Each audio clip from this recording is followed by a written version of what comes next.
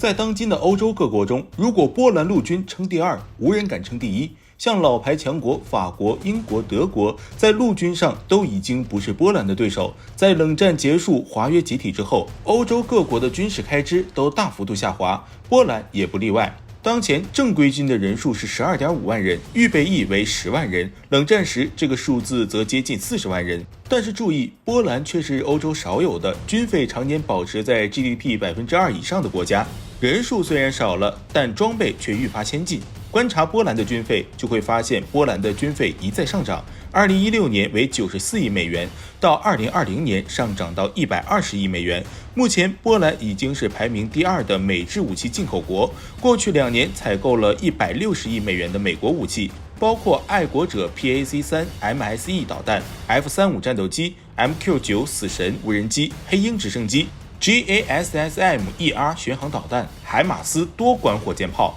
而且受到俄罗斯的影响，波兰在今年还打算扩军。在3月份的时候，波兰会议几乎以全票通过了保护祖国法。从明年起，军费开支的 GDP 占比从 2% 提到 3%， 军队的人数也要从目前的11万人增加到30万人。打算组建一支25万正规军和5万国土防御军的武装力量。此举正是为了防范俄罗斯。毕竟，无论是过去还是现在，波兰和俄罗斯都是死对头。世界上最痛恨俄罗斯的国家，波兰肯定排第一。波兰自古都是欧洲大国，国土面积曾经很大，超过了上百万平方公里，人口多达5000万。在波兰最强大的时候，波兰立陶宛共和国时期曾多次入侵俄罗斯，并占领俄罗斯西部地区数百年。可是到后来，波兰衰弱，由于地理位置优越，还处于俄罗斯和德国之间，成为了帝国博弈的战略要地，曾经被俄罗斯瓜分了3次。所以在当今北约，最痛恨俄罗斯的不是英法美，而是波兰。而且波兰与俄罗斯本土虽然没有接壤，但它与高度军事化的俄罗斯飞地加里宁格勒以及俄罗斯的军事盟友白俄罗斯接壤。也正是因为如此，波兰才会一直稳步提升自己的军事实力。在 GFP 的2022年全球军事实力排行榜中，波兰排名24。虽然排名不如英法德3国，但那也是因为波兰的海军较为薄弱，拖了后腿。波兰北方的波罗的海只是一个面积仅有42万平方公里，基本没有大型作战的需要，海岸线也只有500公里左右，所以其海军和芬兰一样，都以扫雷舰和布雷舰为主。一旦发起战争，也就是在海域上划水，也起不到决定的作用。波兰的实力主要还是体现在陆军。作为当今的欧洲陆战之王，与许多其他欧洲国家不同，波兰在冷战结束后没有大幅削减其坦克部队，相反，它一直专注于反击俄罗斯装甲突击。目前，波兰陆军有863辆主战坦克，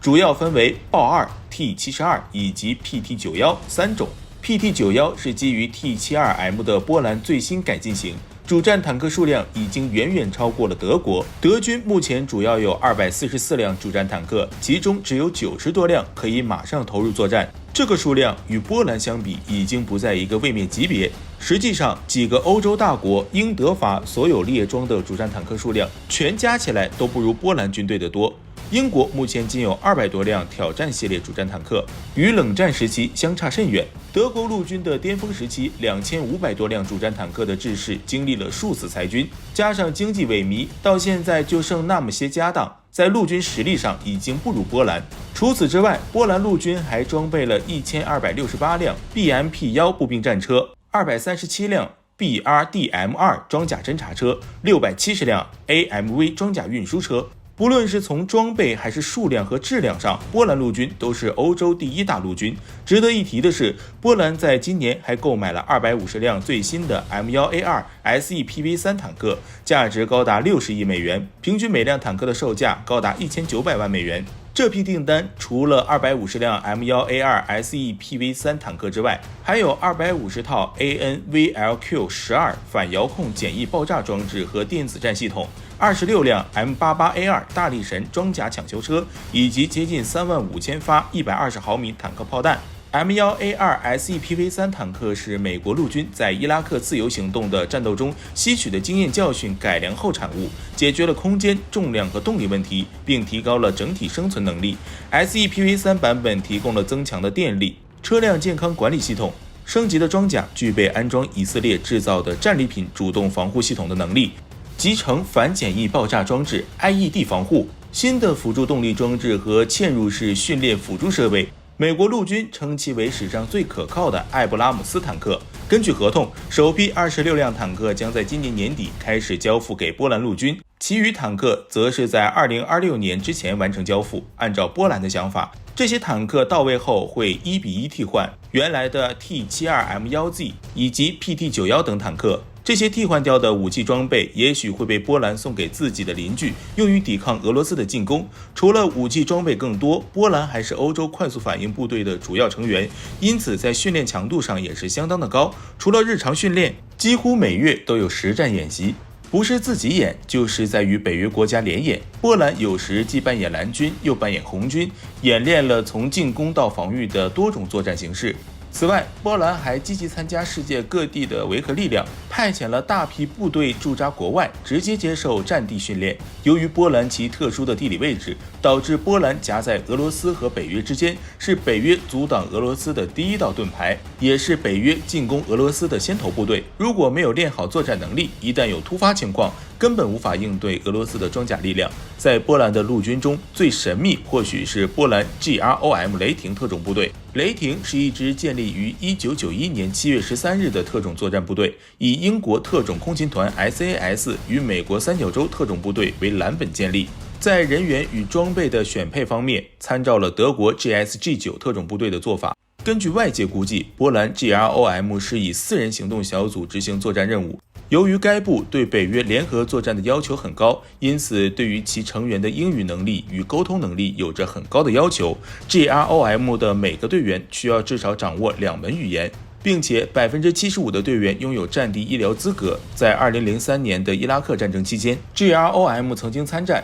一个特殊任务小组乘坐小艇登陆伊拉克乌姆盖斯尔港，夺取一处油田设施，以防伊拉克引燃油田，最终零损伤完成任务。与德国和俄罗斯的特种部队相比，并不落下风。波兰的军事实力能在世界上排到第24名，绝大部分都取决于其陆军强大。空军实力相比其他欧洲的老牌强国则略显颓势。波兰空军有71架战斗机正常使用，包括48架 F-16、23架米格29 AUB， 另外仓库中还有5架米格29翻新后可以使用，共28架米格29，同时还拥有5架 C-130E 战术运输机，可以一次装载2辆 M113 装甲运兵车或者92名士兵。总的来说，在战斗机这方面，数量与质量都不占上风，而且缺少预警机和电子侦察机，在空中战斗时会处于被动状态。波兰也知道这个问题，于是花巨资购买了32架 F-35。2020年，为了增加自己的空中力量，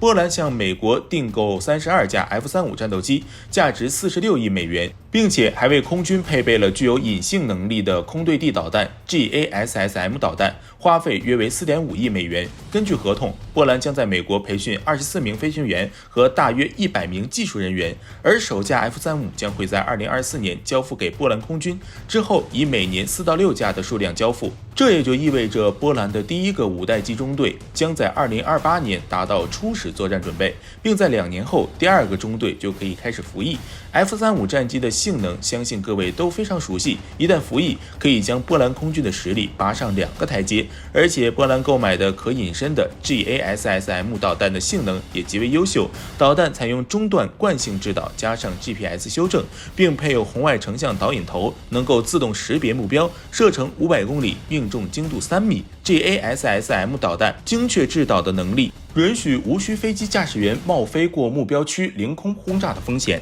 去摧毁高价值目标，加上隐身的特性，在攻击敌方主战坦克或者导弹发射装置时几乎是无往而不利。配合 F-35战斗机更是强强联合，二者都配备齐全后，波兰的军事实力排名再往前5个名次也不过分。而且 F-35战斗机也是对付俄罗斯的一大利器。我们可以先看一下欧洲各国都谁买了美国的 F-35战斗机。英国、比利时、荷兰、丹麦、挪威、意大利、瑞士加上芬兰和波兰，基本上把俄罗斯西部包围了。在战时，欧洲各国的空中力量都不会输给俄罗斯，甚至还可以让 F-35在自家边境线巡逻，威慑俄罗斯。比如这次俄军在边境集结，大军达巅峰时，美国从犹他州希尔空军基地出动了12架 F-35战机，还有350名军人到德国。接着2月22日时，6架 F-35从德国斯潘达勒姆空军基地飞到北约前线，降落在波罗的海和黑海地区，以加强盟国防御。除了美国以外，西欧国家也在俄罗斯附近的保加利亚、爱沙尼亚、立陶宛和罗马尼亚等盟国境内部署了 F-35。例如，荷兰就在保加利亚部署了4架 F-35，为北约执行空中警戒巡逻任务。当然，作为5代隐身战斗机 ，F-35的作用不仅仅是威慑，在必要时刻也是打击俄罗斯陆地军队的不二选择。回归正题，波兰的军事实力基本上是在稳步提升，其陆军已经是当前欧洲最强，空军在 F-35服役之后，也能一跃成为欧洲空军的头部玩家，其海军实力那就是不可抗力，无法继续升级。但是在北约盟友的支援下，海面上的冲突也不需要波兰操心。总而言之，波兰已经不是之前那个被分割的波兰，在居安思危的影响下，波兰已经在对抗俄罗斯的道路上越走越远，实力也越来越强，陆军实力已经无可挑剔，现在就只需静待空军开发结果。好了，今天的视频就到这儿了。各位朋友认为波兰的空军实力在欧洲能排第几？欢迎在视频下方留言评论，下期见。